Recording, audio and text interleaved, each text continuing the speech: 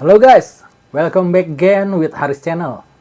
Sebelum kisah ini dimulai, saya ingin bertanya kepada teman-teman sekalian, apakah ada playboy di antara kalian?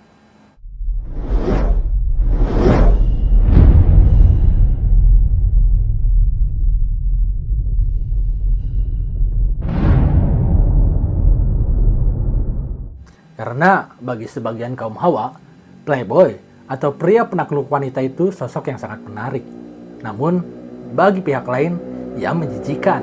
Sementara buat kelompok perempuan yang lain lagi, ia menarik sekaligus menjijikan. Terkadang sulit menentukan mana yang mau diikuti, mengencaninya atau juga malah membunuhnya. Ya teman-teman, kali ini saya akan menceritakan kisah Rick Williams, yaitu seorang playboy yang tewas mengenaskan.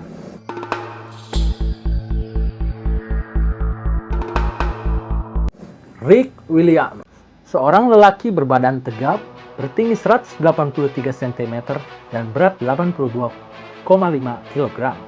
Selalu memperlakukan wanita ibarat tisu yang sekali pakai langsung buang. Anehnya, Rick Williams tetap saja berhasil membujuk seorang wanita untuk dijadikan istrinya. Walaupun wanita itu mengetahui Rick adalah seorang mata keranjang dan penuh tipu daya. Wanita itu benar-benar buta pada kebiasaan Rick yang suka melirik perempuan lain, buta terhadap perilaku para perempuan yang mau meladeni tatapan mata suaminya dan mengundangnya ke ranjang mereka. Dengan perasaan optimis, wanita itu berbagi ranjang dengan Rick di lantai 2 apartemennya di South Cornell Avenue di daerah Hyde Park yang subur dekat Chicago, Amerika Serikat. Ia berharap dapat memperbaiki sifat-sifat Rick Williams yang suka bertentangan, dan sudah bisa diduga perkawinan mereka cepat sekali memburuk, apalagi ditambah dengan belum hadirnya buah hati di dalam rumah tangga mereka. Pada Januari tahun 1986, wanita itu merasa habis kesabarannya dan memutuskan untuk pergi meninggalkan apartemen. Sayangnya, wanita itu punya masalah. Ia masih tetap memikirkan Rick, karena di atas segala dendamnya, ia masih mencintai suaminya. Ia sadar akan hal itu, tetapi tidak bisa berbuat apa-apa. Rick Williams pun masih ingin berdekatan dengan istrinya. Pada tanggal 13 Maret 1986, istri Rick Williams muncul di kantor polisi. Ia kelihatan bingung kepada polisi yang berjaga. Ia menjelaskan kalau dirinya sudah berulang kali menelpon suaminya pada sore hari sebelumnya, karena ada persoalan pribadi yang penting untuk dibicarakan. Rumah dan tempat kerjanya pun perusahaan yang memasarkan kapling makam sudah coba ia hubungi, tetapi suaminya juga tidak dapat ditemukan. Jawaban dari seorang rekan kerja Rick pun terdengar tidak menyenangkan. Rick tidak muncul di tempat kerjanya dalam 2 hari terakhir dan tidak pernah menelepon untuk memberitahu alasan ketidakhadirannya. Karena itu, istri Rick Williams pergi ke apartemen suaminya malam itu dengan harapan akan menemukannya di sana. Namun, seperti yang diutarakannya kepada polisi, ketukannya tidak bersambut. Tak ada yang membukakan pintu. Seorang polisi kemudian menelepon ke tempat kerja Rick untuk memastikan soal ketidakhadiran pria yang belum diketahui keberadaannya itu. Terdorong oleh permohonan istrinya yang merasa khawatir, polisi yang bertugas menyuruh seorang polisi yang tidak tahu masalahnya untuk menemani wanita itu kembali ke apartemen Rick. Petugas polisi dan istri Rick mengemukakan alasan kedatangan mereka kepada pengawas apartemen dan akhirnya setuju untuk membuka pintu apartemen Rick.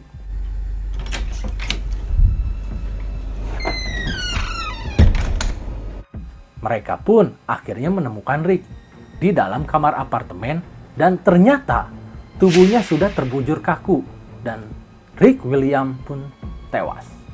3 pasang mata segera terarah pada selangkangan korban yang setengah telanjang. Celana panjang berikut celana dalamnya melorot dan tampak alat kelaminnya terpotong. Polisi itu segera memerintahkan kedua orang itu keluar. Sementara ia segera mengamankan tempat itu. Namun, petugas itu tidak bisa bertahan lama-lama di dalam apartemen sebab mayat Rick yang sudah sekian lama tergeletak di lantai ruang tamu mengeluarkan bau yang tak sedap. Ditambah, jendela dan pintu apartemen Rick tertutup rapat karena musim dingin. Sejumlah detektif segera datang setelah dihubungi oleh polisi. Mereka segera melakukan tugas karena mencium adanya tindak kriminal. Korban yang telah kehilangan banyak darah tidak hanya dimutilasi organ seksualnya, tetapi juga ada luka-luka akibat beberapa tembakan pada tubuh bagian atas. Tampak seluruh bagian di sekitar tubuhnya berlumuran darah. Di dekat mayat, para detektif menemukan benda yang sepertinya bisa menjadi petunjuk dan mungkin motif dari pembunuhan. Benda itu berupa kantong-kantong kecil berisi serbuk putih seperti kokain, sepasang gunting, dan sebuah pisau yang berlumuran darah. Detektif juga mendapati tidak ada pintu dan jendela apartemen yang rusak. Itu bisa diartikan korban mengenal si pelaku. Kantong-kantong kecil berisi serbuk putih itu mengesankan narkoba sebagai motif. Tetapi modus pembunuhan itu menyatakan sesuatu yang lain. Mutilasi alat kelamin terhadap korban biasanya menunjukkan adanya motif seksual yang kuat. Berdasarkan pengalaman detektif, mengetahui bahwa orang pertama yang patut dicurigai adalah pasangan hidup korban. Mereka tahu istri Rick yang pertama kali melaporkan hilangnya Rick kepada polisi. Taktik yang sering digunakan para pelaku kriminal untuk mengalihkan kecurigaan. Apalagi sang istri mengaku masih mencintai Rick Williams, meskipun kebiasaannya memikat wanita lain membuat dirinya menjadi istri yang tidak pernah bahagia. Walaupun demikian, para penyelidik itu bahkan tidak bertanya apapun kepada istri Rick soal suaminya yang tidak pernah merasa puas terhadap wanita yang selalu dikencaninya. Bukti sudah ada di depan mata pada dinding yang mengelilingi mayatnya. Belasan foto wanita cantik tergantung di dinding menjadi saksi bisu dari takdir mengerikan yang menimpa pria kekasih mereka. Rupanya, semua foto itu diambil oleh Rick sendiri. Beberapa gadis berdiri di sampingnya sambil tersenyum. Para detektif menghitung ada lebih dari 100 foto yang bisa menunjukkan suatu jumlah yang sangat fantastis. Berbagai bukti yang lain memperlihatkan keberhasilannya dalam menggayat wanita ditemukan dalam sebuah laci saat dilakukan penggeledahan lebih luas dalam apartemen itu. Gulungan film yang setelah dicetak menunjukkan kalau Rick senang memotret perempuan telanjang dalam pose menantang. Rick menyimpan gulungan-gulungan film itu secara hati-hati dengan menempelkan label pada nama setiap perempuan dan memberi komentar sesuai pose para model itu. Mereka berdiri di depan kamera Rick Williams dengan senang hati. Tetapi, apakah salah satu seorang dari model itu menyimpan dendam sehingga nekat mengambil pisau atau gunting untuk menghabisi nyawa juru foto yang merasa paling maco itu? Para penegak hukum tidak melakukan penangkapan terhadap istri korban, tetapi mereka tetap membuka kemungkinan itu sampai ada lebih banyak bukti yang mengarah pada orang yang paling dicurigai dalam kasus ini. Siapapun pembunuhnya, ia sungguh sangat tenang. Setelah melakukan mutilasi yang mengerikan itu, dia pun mencuci tangannya karena tempat bak cuci dapur dilumuri darah yang sudah mengering. Mayat Rick Williams dipindahkan untuk diotopsi sementara para detektif sibuk sana kemari menanyai tetangga Rick. Mereka tidak bisa berkomentar banyak soal Rick, kecuali bahwa Rick tidak pernah bertahan lama setelah menjalin dengan seorang kekasih. Pemeriksaan terhadap catatan Rick Williams di kantor pusat kepolisian lebih banyak mengungkapkan soal latar belakang korban. Antara lain, saat masih muda dan pernah berdinas di ketentaraan, ia juga pernah melakukan pemerkosaan dan sodomi pada seorang perempuan yang ia jumpai di sebuah bar, lalu menganiayanya sebelum akhirnya melepaskannya. Mahkamah militer menjatuhi Rick Williams hukuman 35 tahun penjara di Fort Leavenworth World Prison. Ia berhasil meredam keinginannya mengunjungi bar selama 6 tahun sebelum akhirnya memperoleh pembebasan bersyarat pada tahun 1965. Selama beberapa tahun kemudian, ia bergonta-ganti pacar sebelum hubungannya baik, mereka akhirnya putus dengan cara kasar. Dan pada tahun 1971, salah satu seorang dari perempuan itu menyerangnya kembali dengan menjadi saksi di pengadilan Cook County.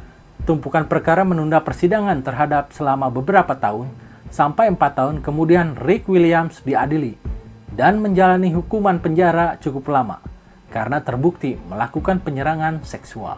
Kali itu dia dipenjarakan di Stateville Penitentiary dan pada pembebasan bersyaratnya yang pertama ditolak.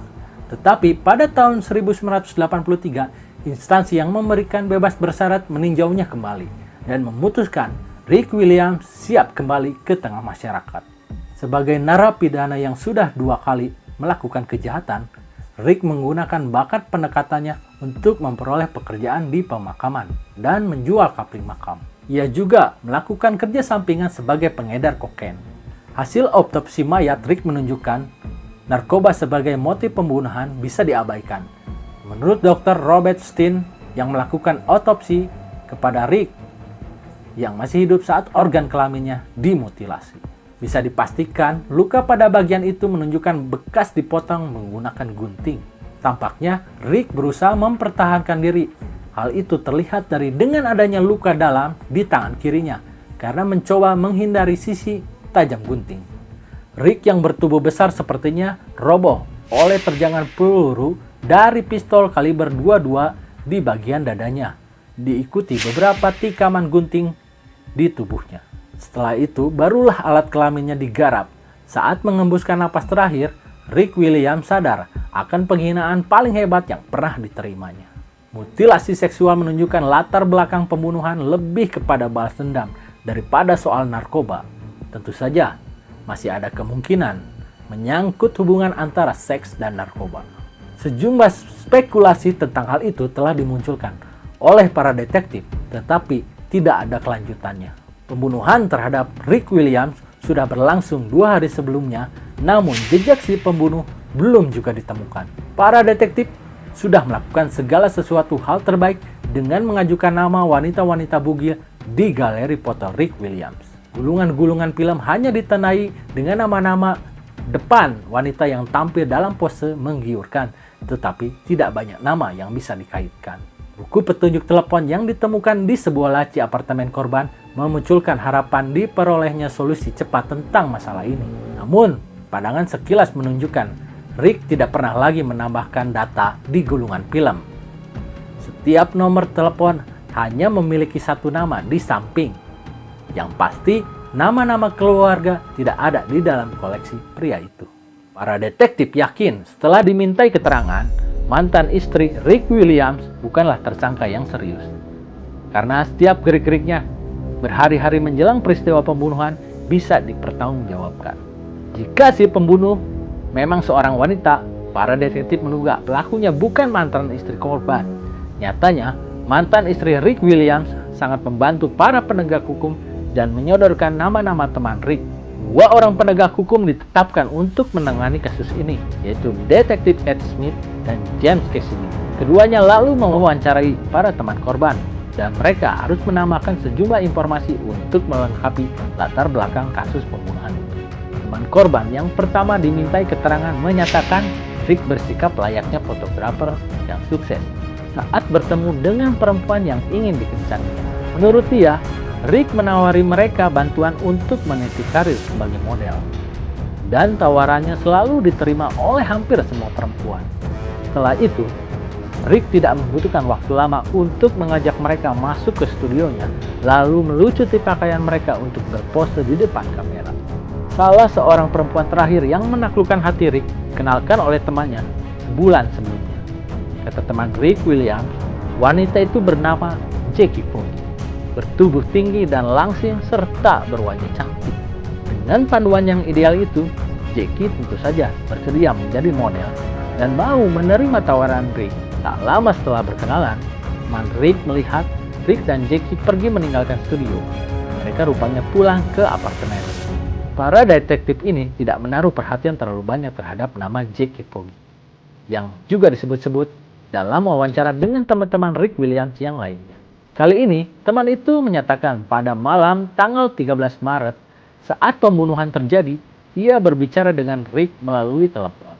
Menurut dia, saat itu Rick terdengar sangat kesal dan pembicaraan itu terputus oleh suara teriakan terhadap seseorang yang berada bersama Rick di sebuah ruangan. Di tengah pembicaraannya, ia sempat mendengar nama Jackie disebut. Kemudian, terdengar suara teriakan seorang wanita di belakang Rick dan juga terdengar suara televisi dengan volume yang sangat keras sehingga ucapan mereka sulit untuk didengar. Ketika Rick bertanya apakah boleh menelepon kembali nanti, di latar belakang terdengar kata potret disebut oleh si wanita. Dari situlah ia menduga ada perselisihan mengenai foto-fotonya yang dibuat oleh Rick Williams. Menurut temannya lagi yang mengenal Rick dengan baik, Rick bukanlah laki-laki yang bijaksana jika berhadapan dengan seorang wanita. Yang terlintas di benaknya, Rick bisa dengan mudah membahayakan perempuan. Namun, entah bagaimana keadaannya berbalik, dan Rick justru yang menjadi korban. Jadi, apakah pembunuh Rick Williams itu Jackie? Saat melakukan pengecekan ulang pada petunjuk telepon pribadi Rick, kedua detektif menemukan sebuah nomor seorang wanita yang menimbulkan tanda tanya. Ketika dihubungi itu,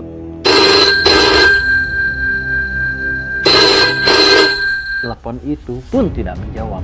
Lalu, kedua detektif itu pun menelusuri alamat itu dan mendatanginya untuk menanyai Jackie Pogi. Tak ada yang membukakan pintu mereka. Kedua detektif itu pun menemui wanita pengawas apartemen yang kemudian membawa mereka ke tempat tinggal si penyewa. Kepada para detektif itu, pengawas gedung mengatakan, Jackie sudah pindah tanpa memberitahu sebelumnya. Pengawas apartemen itu bahkan dapat memastikan Jackie pergi begitu saja, dan belakangan ada seorang teman prianya yang memberitahu soal kepergian Jackie. Dari wanita pengawas apartemen, kedua detektif tahu teman pria Jackie ternyata juga tinggal di gedung yang sama dengan Jackie.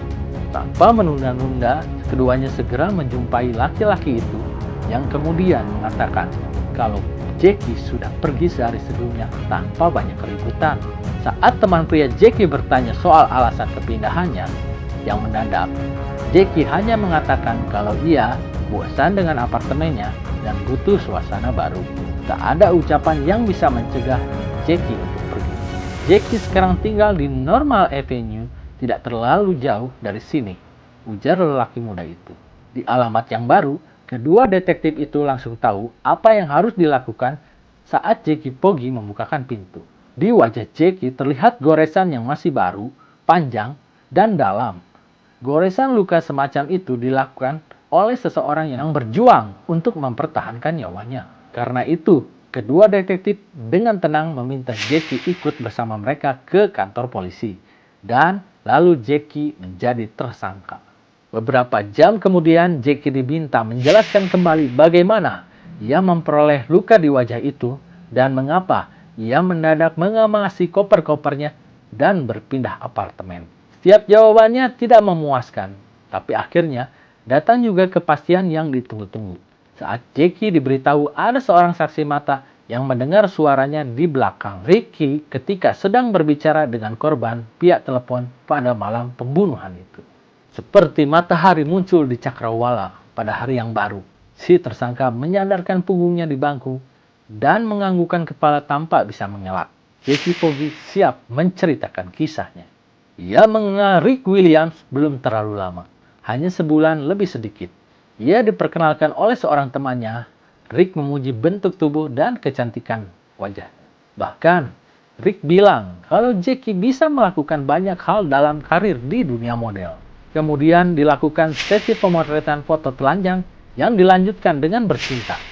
Menurut Jackie Pogi, Rick seorang pria perkasa dan suka menikmati hubungan seksual yang bervariasi.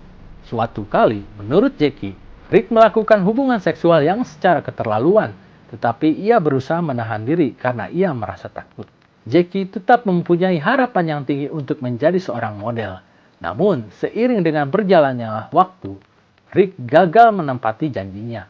Biaya untuk memberi layanan seksual yang dimintanya akhirnya semakin menjadi-jadi. Rick Williams akhirnya menjinakkan Jackie dengan kokain. Ia mulai menjadikan narkoba sebagai bisnis utamanya. Ia membeli perhiasan dan mobil. Di lain pihak, Jackie semakin ketagihan kokain. Dalam waktu tidak lama, ia tak bisa berbuat apa-apa tanpa kokain atau tanpa Rick yang menjadi pemasok. Jackie pun akhirnya membantu Rick menyiapkan bungkusan-bungkusan kecil kokain yang dijualnya kepada tiap pelanggan. Mereka juga melakukan hal itu pada malam tewasnya Rick Williams. Setelah itu, mereka menggunakan kokain dan minuman alkohol. Menjelang malam, keduanya pun teler. Menurut Jackie, ia menghidupkan televisi dan menonton tayangan. Sementara Rick masuk ke ruang lain untuk menelepon seseorang. Jackie marah kepada Rick karena dipaksa untuk melakukan hubungan seksual yang tidak disukainya. Dan Rick gagal menjadikannya seorang model. Ia pun memaki Rick, dan Rick balik memakinya. Sementara, telepon masih ada di tangan Rick Williams. Kemudian, Rick meletakkan gagang telepon dan mengambil pistol kaliber 22 yang disimpannya di laci, lalu mengarahkannya kepada Jackie. Kata Jackie, ia mengambil kaleng hairspray dan menyemprotkannya kepada mata Rick. Rick pun menutup wajahnya dan pistolnya lalu jatuh ke lantai. Ia berusaha memukul Jackie dan Jackie lalu mengambil pistol itu dan menekan pelatuknya berulang kali ketika Rick mencoba merenggutnya beberapa kali dan sebelah tangannya masih menggosok-gosok matanya. Sementara tangan yang lain berusaha menggapai Jackie. Akhirnya, sambil mengerang, Rick pun roboh. Revolver itu kosong. Dari 5 peluru di dalamnya, 2 peluru gagal mengenai sasaran dan menembus dinding. Namun, upaya Jackie belum selesai. Dengan sengaja, ia mengambil gunting yang biasa mereka pakai untuk memotong bungkusan kokain. Ketika Rick tergeletak dan sulit bernapas di lantai, ia menghujamkannya 2 kali ke dada Rick Williams. Jackie pun melakukan pembalasan yang terakhir. Ia membuka celana Rick dan menurunkannya sampai ke pergelangan kaki. Kemudian melorotkan celana dalamnya. Beberapa saat kemudian hilanglah kelelakian Rick Williams. Setelah itu, Jackie mencari-cari dompet di celana Rick dan mengambil uangnya. Ia juga melucuti cincin berlian dari tangan Rick dan mengambil kunci mobilnya. Baru kemudian ia mencuci tangannya yang berlumuran darah. Jackie Foggy mengaku mengarahkan kembali mobil Rick ke apartemennya, tempat ia menggunakan kokain yang mendongkrak keberaniannya itu. Setelah beberapa jam beristirahat, ia mulai bisa berpikir lebih tenang. Ia berpikir semua barang bukti harus dilenyapkan. Karena mobil Rick bisa membuka rahasianya, ia mengendarinya ke tempat terpencil, lalu menyiramnya dengan bensin dan membakarnya. Jackie Foggy yang berusia 19 tahun itu pun didakwa sebagai pembunuh pada tanggal 17 Maret tahun 1986. Dengan barang-barang bukti yang telah dikumpulkan oleh para detektif, serta pengakuan dari para saksi dan pengakuan yang mengerikan diberikan oleh Jackie sendiri, jaksa penuntut umum tahu apa yang harus dilakukan. Namun, dengan tumpukan perkara yang ada di pengadilan kota itu, dibutuhkan waktu 2 tahun sebelum terdakwa berhadapan dengan jaksa.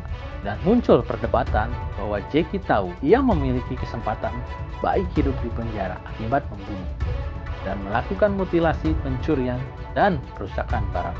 Jackie mengaku bersalah telah melakukan pembunuhan tanpa rencana.